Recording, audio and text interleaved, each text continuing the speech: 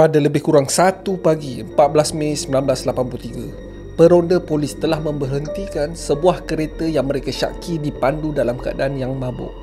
Kalau nak diikutkan prosedur, pemandu akan duduk dekat dalam kereta je sampai polis tu datang dekat dengan tingkap. Tetapi kali ni, lain pula yang terjadi. Pemandu ni tiba-tiba keluar daripada kereta dan polis tu ternampak yang pemandu ni membuang 1 botol arak di tepi semak. Pemandu ni memang nampak mabuk gila lah. Jalan terhuyung-hayang. Yang paling bangang adalah zip seluarnya terbuka. Polis pun minta lesen memandu mamat ni. Lesen tu tertera nama Randy Stephen Kraft, berumur 38 tahun dan berasal daripada Long Beach, California. Randy mengaku yang dia minum, tetapi dia tak mabuk guys. Katanya lah, duk terhuyung-hayang lagi tak mau mengaku.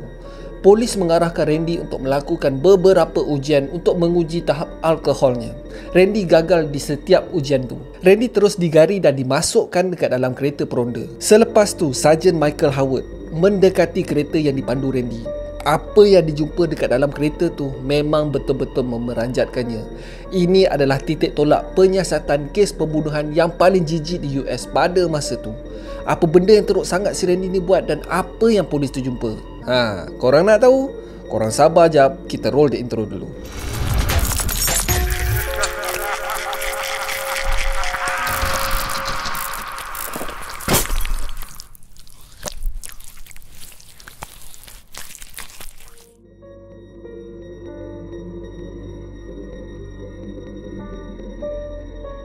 Assalamualaikum, nama aku Bamboy dan welcome to channel Bamboy TV, di mana Abang Boy akan mengupas kes-kes true crime, kisah misteri, seram dan pelik yang terjadi di serata dunia. Kalau korang berminat dengan benda-benda dark macam ni, korang berada di channel yang paling sesuai untuk orang-orang aneh dan eksotik macam Abang Boy ni. Di akhir video, kalau korang suka dengan konten ni, Abang Boy sangat-sangatlah appreciate kalau korang boleh belanja Abang Boy 1 like, dan mungkin juga korang boleh consider untuk subscribe dan tekan bell notification button tu supaya tak terlepas video Abang Boy yang akan datang. Randy Kraft dilahirkan di Long Beach, California pada 19 Mac 1945. Dia adalah anak bongsu dalam keluarganya. Sejak kecil lagi, si Randy ni memang selalu aksiden lah. Dia agak clumsy lah, senang cerita. Dia pernah patah tulang selengka akibat terjatuh daripada tangga pada usianya yang sangat muda. Bukan tu je dia pernah terjatuh naik basikal dan terhentak di bahagian kepalanya dan tak sedarkan diri. Oleh sebab ini, dia memang dijaga kau-kau oleh ibu dan 3 orang kakaknya. Memang manja gila-gila lah. Tambah-tambah pula dia ni adik paling bongsu. Lelaki pula tu.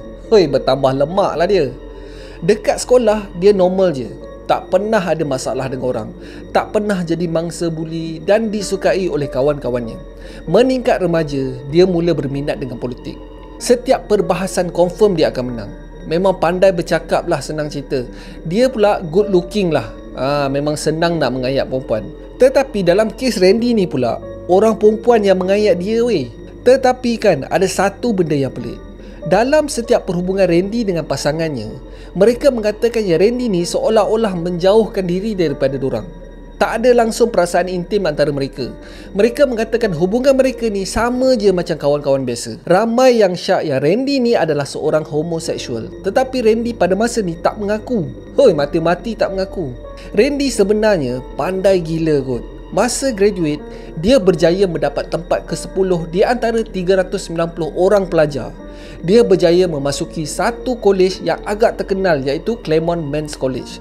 Dia giat menceburi dalam bidang politik dan menyimpan niat untuk menjadi seorang senator selepas tamat persekolahan. Semuanya okey je pada tahun pertama. Tetapi start je tahun kedua, perangai Randy ni mula berubah. Dia bukan lagi seorang straight A student, tetapi dia mula bergaul dengan crowd-crowd yang aneh lah. Dia mula menyimpan rambut panjang dan tak hadir ke kelasnya.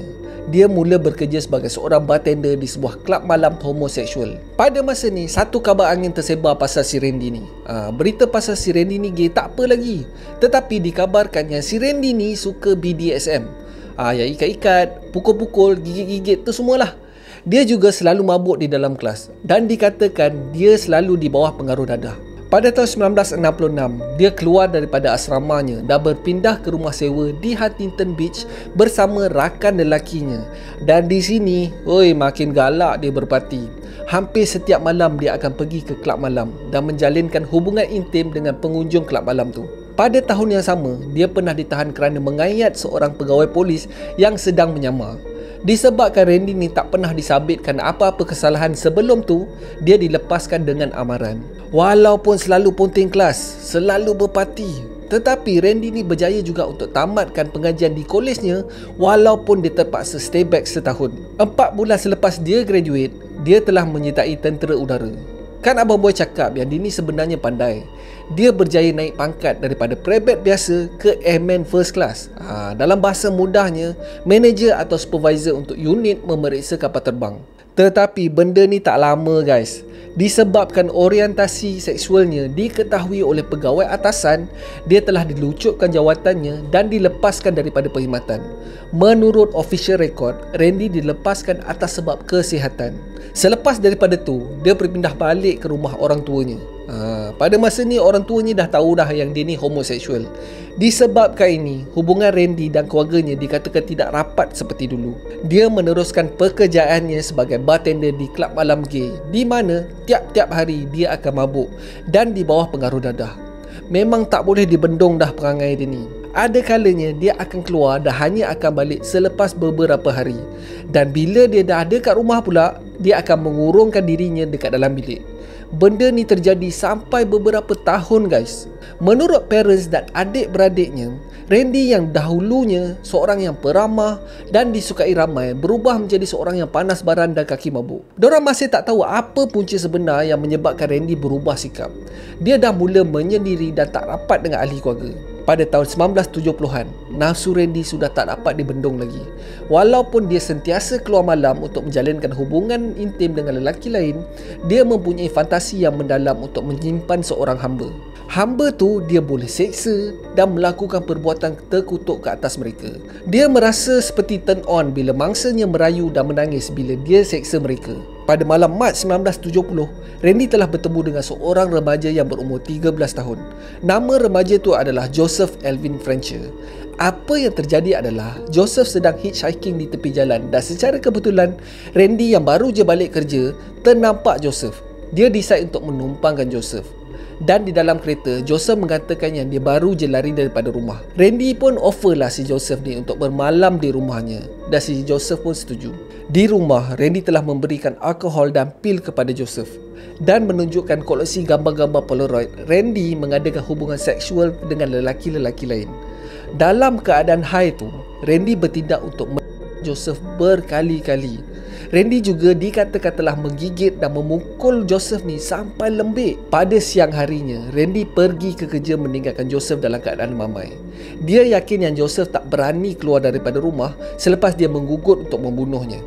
Joseph memberanikan diri juga dan berjaya sampai ke sebuah bar dan ambulans telah dipanggil. Satu laporan polis telah dibuat ke atas Randy dan polis terus bergegas ke apartmen Randy, telah berjaya menemui barang milik Joseph dan juga dadah milik Randy. Tetapi polis dah buat silap pada masa ni.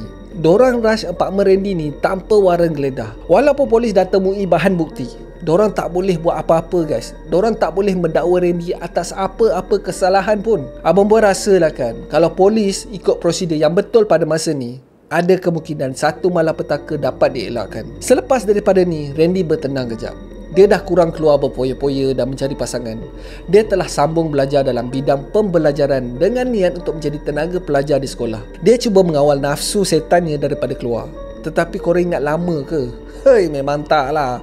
Setahun je dia berjaya menahan nafsunya. Pada masa ni, Randy telah bertemu dengan Jeff Graves. Jeff Graves ni agak muda lah daripada dia. Dan mereka menjalinkan hubungan. Walaupun dah ada anak ikan, si Randy ni punya nafsu memang macam setan guys. Dia masih lagi berparti dan pergi ke kelab-kelab di mana lelaki gay tertumpu. Randy ni ada fetish dia yang tersendiri. Dia sangat suka dengan lelaki yang bekerja sebagai askar. Actually, terdapat satu kamp askar berdekatan dengan bandar Huntington. Pada 5 Oktober 1971, satu mayat lelaki dalam keadaan tanpa seurat benang ditemui berhampiran dengan lebuh raya Ortega. Mayat tu dalam keadaan hampir reput guys. Mayat tu telah dikenal pasti sebagai Wayne Joseph Duquette yang bekerja sebagai bartender di sebuah kelab malam gay yang bernama The Stable. Wayne telah dilaporkan hilang sejak 20 September. 2 minggu sebelum mayatnya ditemui. Doktor berdasar susah nak mencari punca kematian disebabkan mayat dah mereput. Dia klasifikasikan kematian ni sebagai keracunan alkohol disebabkan kandungan alkohol dekat dalam darah Wayne ni tersangatlah tinggi. Baju dan barang-barang milik si Wayne ni tak ditemui. Dia adalah korban mangsa yang pertama. Korban mangsa kedua mengambil masa selama 15 bulan sebelum ditemui. Seorang perabot tentera yang baru je berumur 20 tahun ditemui mati dalam keadaan yang hampir sama dengan Wayne. Mangsa adalah Edward Daniel Moore dan kali terakhir dia ditemui hidup adalah di dalam bereknya pada 24 September 1972. Mayatnya ditemui di tepi lebuh raya 405 di Seal Beach pada awal pagi 20 Disember. Autopsi mendapati mayat Edward terdapat kesan lebam di leher, pergelangan tangan dan kaki seolah-olah si Edward ni telah diikat. Terdapat juga kesan gigitan di seluruh badannya. Mukanya pecah akibat dipukul oleh objek tumpul. Yang paling menjijikkan adalah sepasang stokin telah ditemui di dalam anus Edward. Dalam anus bro. Hoi gila betul. 6 minggu kemudian, satu lagi mayat yang tak dapat dikenal pasti ditemui di lebuh raya Terminal Island. Autopsi mendapati yang mangsa ni berusia dalam lingkungan 18 tahun dan telah dibunuh 2 hari sebelum mayatnya ditemui. Keadaan mayat lebih kurang je dengan mangsa kedua. Lebam di leher, pergelangan tangan dan kaki. Dan rektumnya juga telah disumbat dengan stokin ketika mayat ni ditemui. 2 bulan kemudian, satu lagi mayat seorang lelaki dalam keadaan berbogel ditemui di tepi jalan ke pantai Huntington.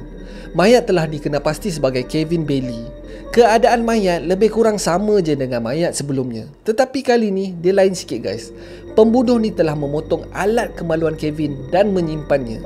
Pembunuh dalam kes ni makin lama makin menggila guys. Kes pertama dia bunuh je. Kes kedua dan ketiga dia sumbat pula stokin dekat dalam jubring. Kes keempat dia potong pula. Oi gila. Pada 28 Julai, 2 lagi mayat ditemui.